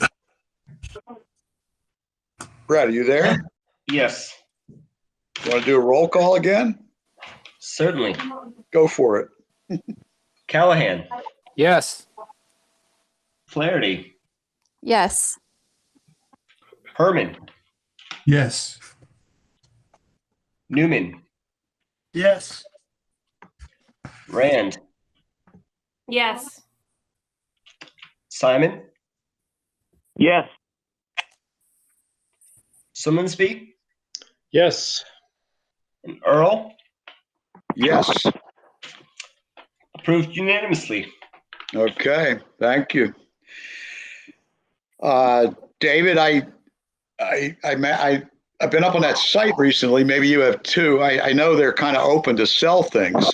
Who knows if they're open to produce things? So you'll figure all that out. But yeah, anyway, you got your money. So we'll get the order in and see what the lead time is, and coordinate with the city to get them installed. And hopefully we can make the summer a little better for some of the residents. We'll see. Will do. Okay. Okay, next, signage review and replacement. Some combination of Todd, Emily, and George. I will hand this over to all three of you or whatever, and also put forth a request for money in the form of a motion, and we'll go from there. Yeah, I can start it off, I guess. So I have heard from Ed at United Signs. He's actually been acquired by another company called, I don't know if this makes a difference to us, but it's called Metro Sign and Awning. And he says that he is up and running, and he's going to get us an invoice or an estimate, I guess. So it sounds like he is available to do the signs that we want. So I guess the question is how many, and maybe it depends on how much he comes back at with a cost. Emily, if I recall, when Todd and I were out there, a bunch of the poles are in need of replacement. What do we do about that? Stephanie, are you there? Stephanie, I had talked at one point about what type of pole. The one at Aubert is the blue 1-inch square. I think it looks really sharp, but I don't know that will work in every location. I think, are there a couple locations, George, that need need to be strapped to a light pole, or that might already have the silver pole with the holes in it that it affixes to? Yeah. Yeah, God, many of well, there were a couple. Some of the poles were absolutely nasty. some of them have that rectilinear sort of stop sign pole, and then the ones on there's a number on Lothrop Street that are attached to metallic, I think, lights, cylindrical poles Yeah. with like O-ring, circular clamps. So yeah, we will eventually need to figure that out. Obviously, if we need poles, that will cost us more. And if you know, digging them into the ground with a cement, you know, cement for the pole to go into, that will cost us more. And Right. do we want to mix in the blue square poles, or yeah, I think that it requires a little more inventory detail, unless that's in the spreadsheet. I'm forgetting right now if that detail's in the spreadsheet. No, I don't think we discussed how they would be replaced. So if we were to do I think, if I understand it correctly, if we were to replace all of the existing signs with the Aubert type sign, Yeah. I think that's a whole different type of construction. Isn't it? It's its own sign with its own pole. Is that correct, Emily? Or is it a sheath that goes over the top of the stop sign rectilinear pole? It's a good question. I'm trying to think right now how they were fixed. I mean, it looks to me like the long blue stem of it is its own pole that gets put into some concrete. Right. Yep. There are two different parts. I'm just trying to think of how they were fixed. I think you can take the signs and affix them to any type of pole. Mm-hmm. So it won't affect what kind of sign we make. It's just a matter of drilling holes or not, or using a clamp of some sort. And then there's the issue of some locations, you know, as I went by it today, there's at least 5 locations that should have signs, like the ramp at Gillis Park and the ramp at Wilson and, you know, the center area, Independence Park. You're missing some. Yeah. Okay, well, I think I think this kind of detail needs to be discussed by the three of you at a offline meeting. Paul, I think too that if we approve a certain amount of money to, you know, what Todd's talking about, I think that if we all agree that they don't need to be on the blue pole, that the signs can be affixed in any manner that makes sense at each location, then our cost would be less. Right. And I think tonight, I just don't want you guys to be strapped and all of a sudden over the next 3 weeks, you say, oh, wow, now we want to move forward because we know more, but we can't order anything yet because there's been no budget approval kind of thing. So the whole idea, just like with the kayak racks, but that's further along because we've already been through that once, is to approve a not to exceed amount of money, which will probably be phase 1 of the money. And then I think you need to continue to refine priorities, how many, with pole or attached to existing thing, you know, whatever. And that's, we can work and then you can work all that out. And if this, whatever is approved tonight is at least enough to your point, Emily, if it really doesn't make that much difference for the sign per se, it's a question of how it's attached, then at least you got the freedom to order a certain number of signs. And I think Stephanie, are you back? I saw her come in, I think. But Emily, I thought you had a question for Stephanie. Well, I just, we had a conversation about the type of poles, and I didn't, we never reached a consensus. I think she was feeling pretty open to whatever we decided, but I just wanted to confirm that with her, Okay, you know, as far as the blue would, poles or not. Yeah, I don't know what the city's doing now in terms of, you know, all that stuff before on sign. Yeah. The sign design committee or whatever it was and everything else. So, okay. So could we could we, could somebody make a motion on a not to exceed for phase one, just to, if you want to place an order, even if it's not the full order, as you figure out some of these other things, at least, because there's going to be lead time on this too, just like everything. Paul, can I make a suggestion? I think earlier you'd said you'd wanted to get the poles, the signs for at least Lothrop Street, the waterfront downtown, and if we extend that over to Gillis, so we have like an L shape of signs. In my mind, that would be 15 signs. So if we do 15 times 1,200, that's 18,000. So that would be my recommendation, not to exceed 18,000. Why don't you make a motion? I'll make a motion to for 18,000 for signs for phase one. I second it. Okay. Discussion? Brett?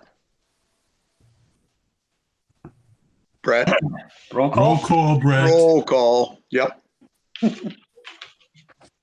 Callahan, Yes. Flaherty, Yes. Herman, Yes. Newman, Yes. Rand, Yes. Simon, Yes. Simmonsby, Yes. and Earl. Yes. All right, approved unanimously. Thank you very much.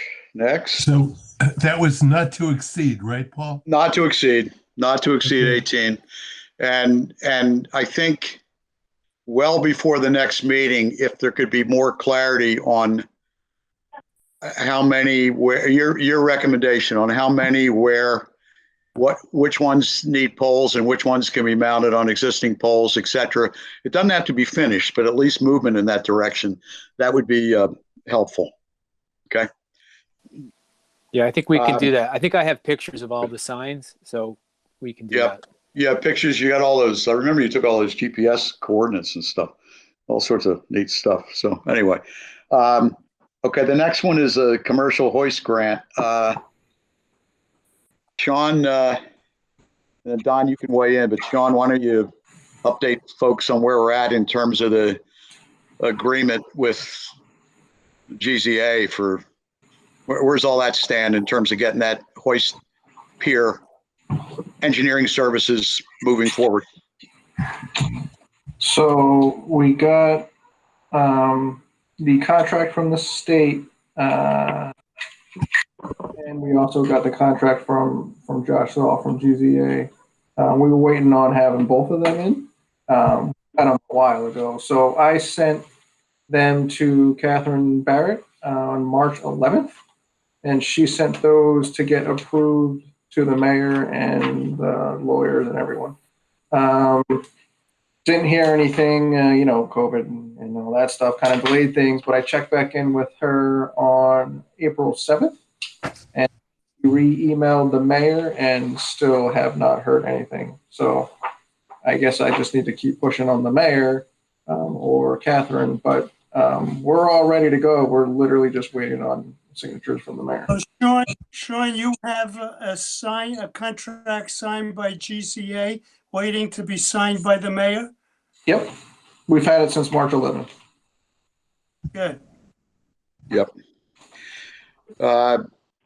Well, yeah, you keep working on that, and copy. You probably already are, but copy Stephanie and Martha, and we'll get that signature pretty quick. Well, once we get those, we can kick them back out and get Yeah. going. I mean, I'm sure an electronic signature would be fine. Nobody has to go face to face. I mean, they don't care as long as it's a Right. signature. Yeah, right. Exactly. So, yeah, that's easy. Okay, cool. Any other comments on that? But we'd be good to get that going as soon as we can. Sean, two topics dear to everybody's heart here that's been talked about for a while. A new dinghy float and a completion of the Wi-Fi project, so there's more reliable Wi-Fi for the boaters down there. Do you have any update on either one, or are they on your radar for late this year, early 2021, or what? Yeah, the dinghy, I would just need to kind of talk to Bouchard. I mean, now, obviously, DPW is working every other week, and they're currently working on the IT room at City Hall. I don't know what other projects he's got in his docket, but I just need to talk to Bouchard and kind of get more of an update on that. Okay. Speaking with Rob, the wires all run and set up. Dennis Leaf just really has to kind of finish it off, set the antenna, which he said he would do and isn't difficult, but hasn't done it yet. So I just got to track him down and hunt him down. I would hope that's going to happen in the near future. It'll happen before the dinghy. That's an important thing to get completed. I just need to hunt Dennis. Who is Rob going to do the antenna? He said he'd do it. No, Dennis Greenleaf, but Rob previously already run the wiring with Mike Bouchard through the building, so it's literally waiting for the last final steps. Gotcha. Dennis Greenleaf to finish off. All right. Well, I think, the current dinghy float that's down there, is it safe? I mean, I know we want a new one, but I'm just saying it's okay for people to use until this new one does get in. You asking me, or is that a general question to everybody? I haven't really, taken a safety look at it at all yet. All right. I'll take a look. I'll take a look too. I know last year there were some repairs made on it just to get it through another season. I recall that, but I don't know if that meant a couple of nails or what. So yeah. All right. Sounds good. Okay, the marina facilities, and David, I think I'll turn this over to a combination of you, Sean, and George, and we do have one roll call vote that we will need to take, I believe, if I read the calendar correctly. So, David? Sorry, what's the vote on? It's not a vote, David. Winter recreational race. It's on the agenda.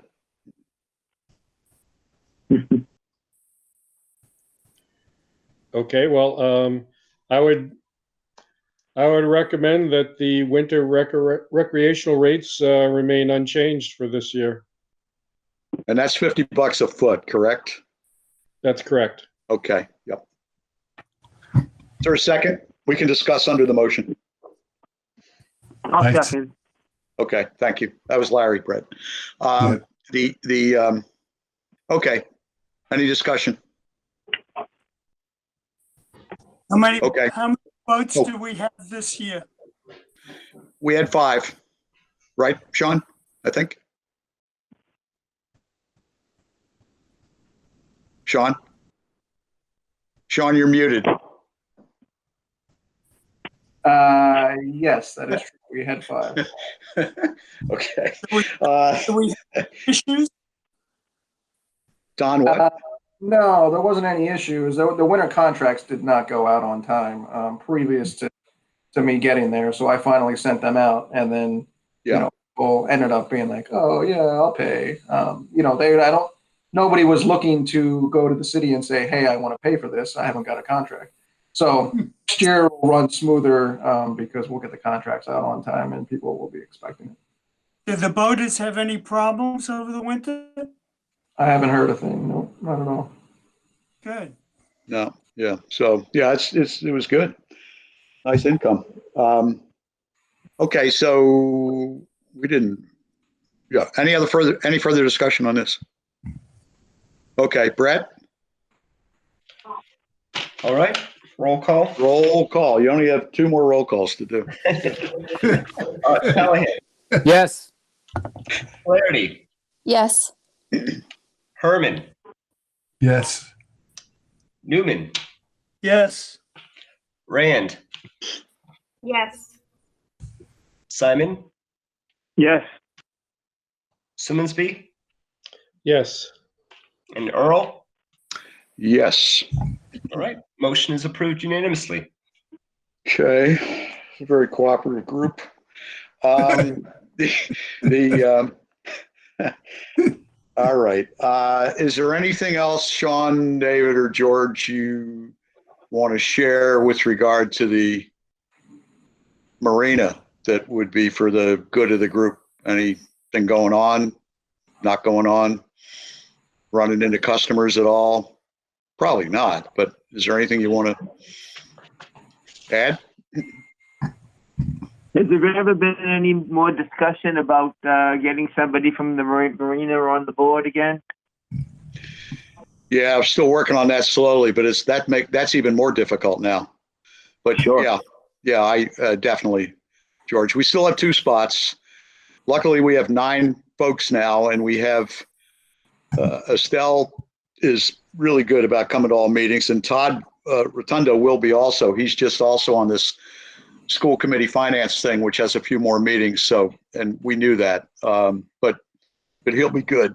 And so I think the last year or 2, when we suffered through probably missing 2 meetings a year, maybe 3, because we couldn't get quorums, I think that's behind us, thank heavens. But I still want to have us fill 1 or 2 more spots, and we will. But I think it'll be easier when we can actually meet with people, so we'll see how that goes. Sean, I wanted to ask you also, you there? Yeah, you're up there.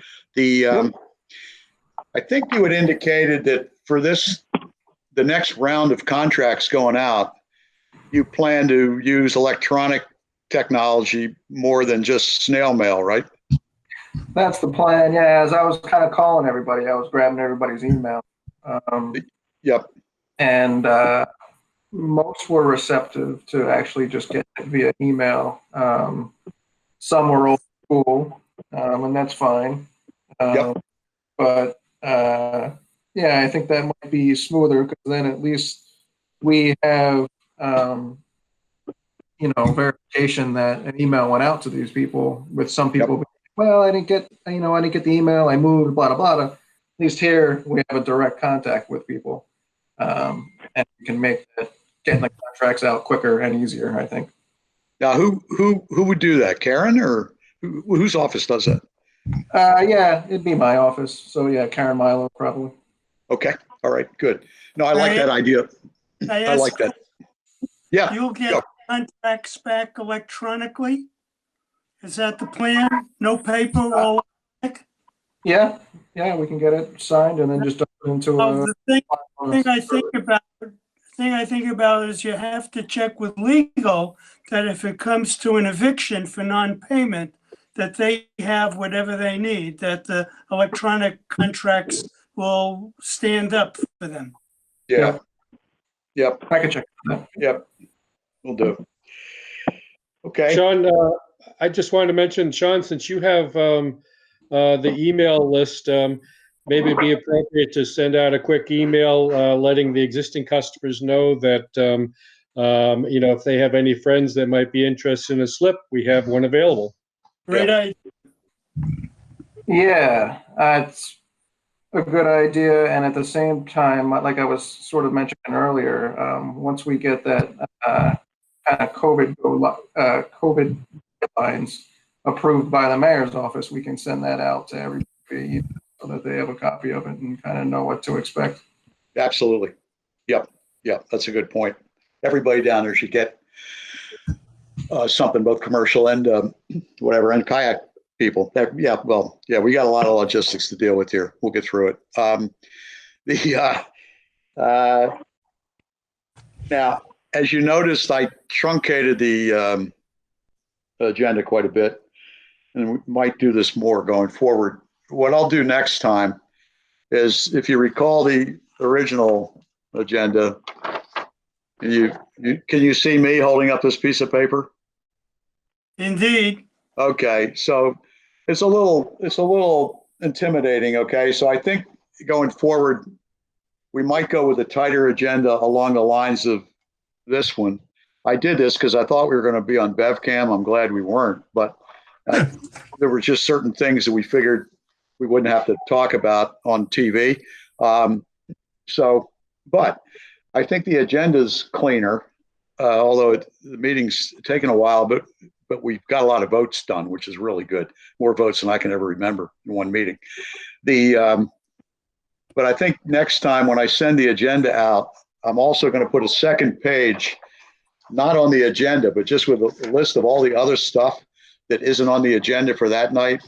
So when we get to this topic called other initiatives for discussion, which is on today's agenda, you can say, yeah, what about X, Y, Z or something like that. And we'll just use that part as a reference, but it won't be an official part of the meeting agenda. All right. And we'll see how that works for a while. So having said that, is there any other initiatives or items that anybody would like to discuss or share with the others tonight? Can you say something about our new city planner? Yeah. The new one? Well, she wasn't appointed yet, I don't think. Was she? No, I really don't know who's new, but the question is, do we know who the new city planner? Oh, who? Well, Stephanie, you still there? No, I think I've heard that Darlene Wynn has applied. Yes, that's correct, Paul. Excuse me? Her name was formally submitted Good. to the council as the new planning director. Okay. And she's been here for 4.5 years. She's Connecticut College and MIT by background, the MIT with urban planning kind of stuff. And, I think she'll be good. I wish Aaron the best. I sent him a note today. I mean, I think it's a great opportunity for him. The city will miss him, but Paul, this is the first I'm hearing of this. Where is Aaron going? Lynn, the city of Lynn. Not the city of Sin, the city of Lynn. But he'll put his mark on that city, and I think to his credit, I believe he hired Darlene 4 or 5 years ago, and he hired a good. I mean, I like her. I think she's very competent. He hired a good replacement.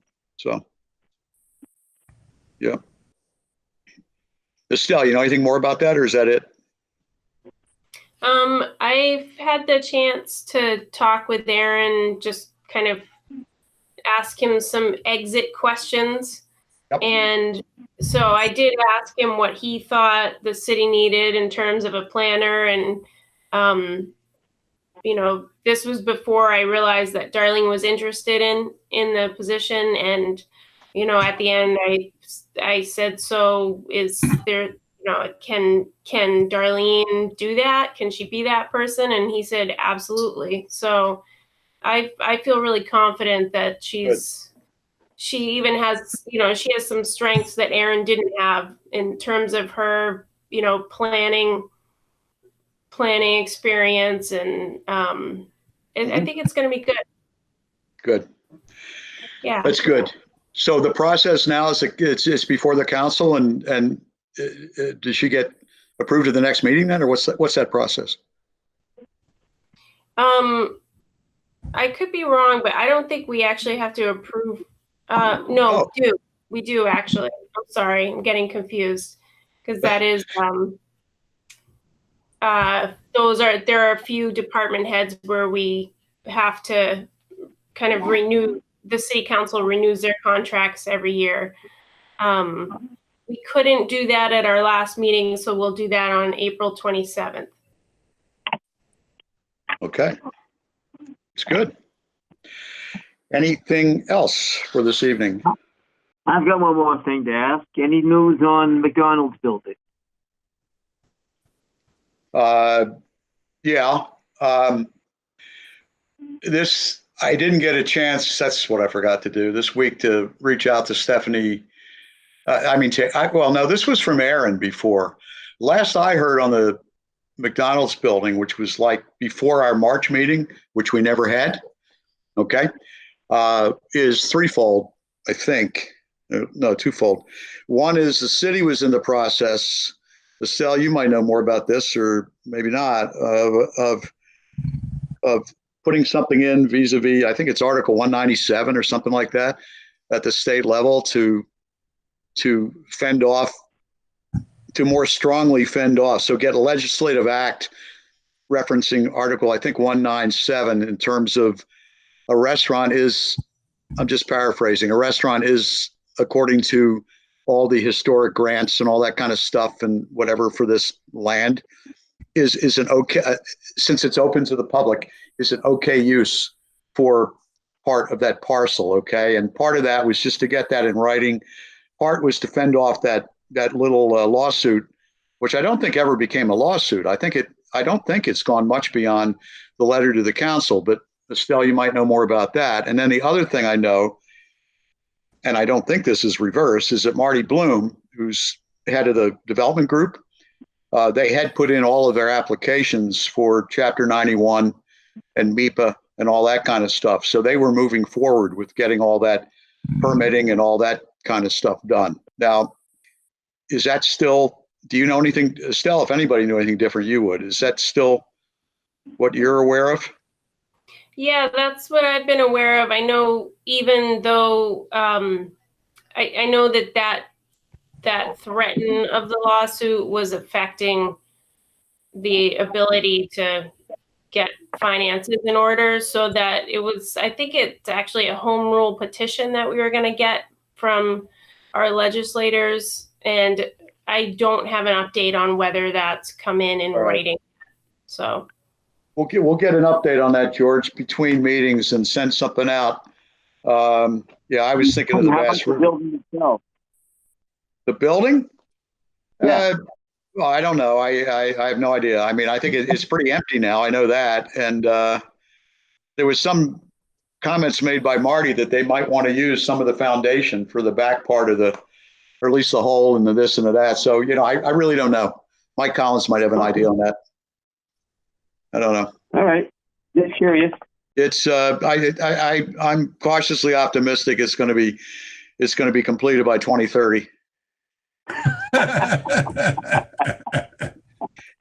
Well, and I don't think I'm going to see it. Hopefully somebody's going to be there. Oh, boy. Have you got any knowledge about the dredging? Okay, the dredging. That was the Stephanie Williams one.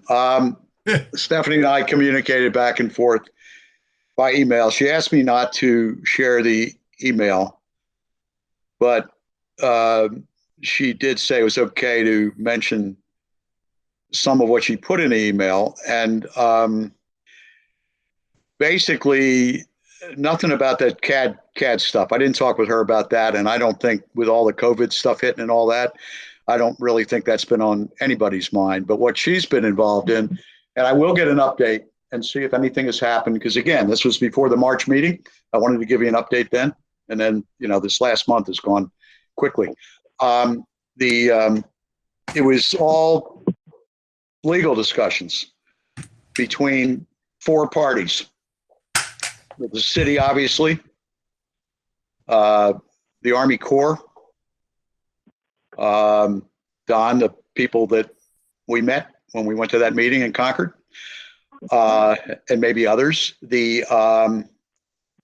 Come on, man. The GEI, who's a new owner of Bourne. Over the last couple of years, they bought Bourne, the engineering company, and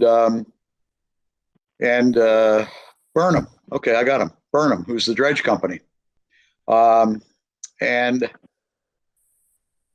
I guess you could summarize that by saying there are common discussions going on with all four parties, or amongst all four parties. And who knows? Clearly nothing's been resolved. Clearly there's going to be no near-term dredging.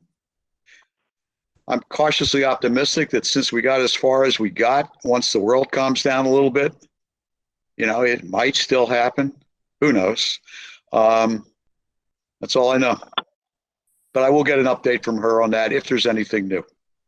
And likewise on just the McDonald's site in general, to see if there's any movement there. And I'll let you know if there's anything beyond what we've already talked about, all right?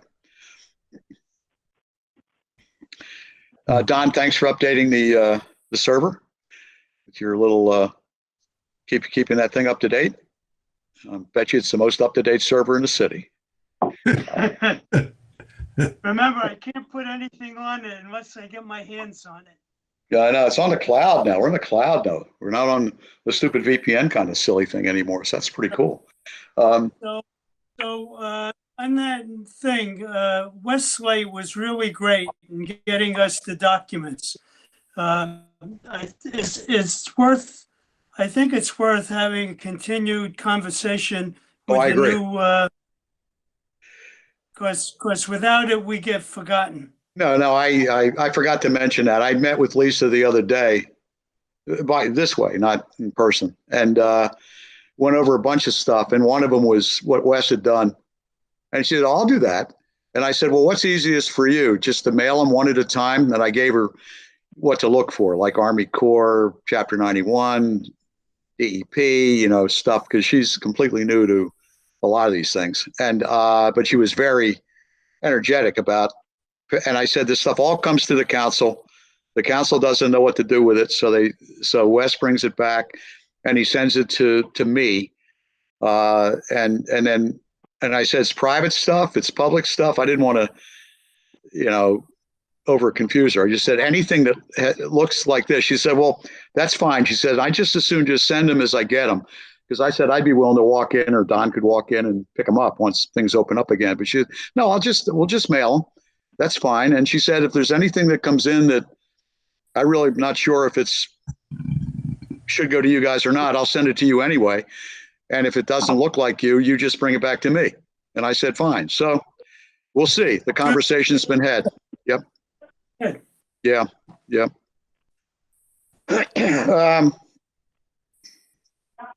Anything else? Well, I'd like to make a motion.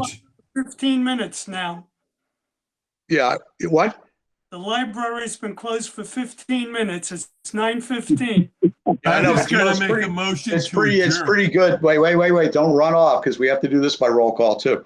Okay. A motion to adjourn. Is there a second? Don't leave. Is there a second? Second. Okay. Brett? Brett. All right, roll call. Yeah. So if Brett went to sleep. Callahan? Yeah, I saw Todd left. I think he's left. Flaherty? Yes, I'm here. Good night, all. Good night, Emily. Herbin? Yes. Yes. Newman? And I'm going to bed. Yes. Rand? Yes. Simon? Yes. Summonsby? Yes. And Earl? Yes. Thank you very much, everybody. Be well. Stay safe.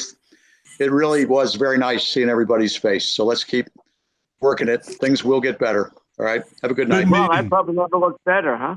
Good meeting. Yeah. George, you're the best looking one on the call. See ya. Good night.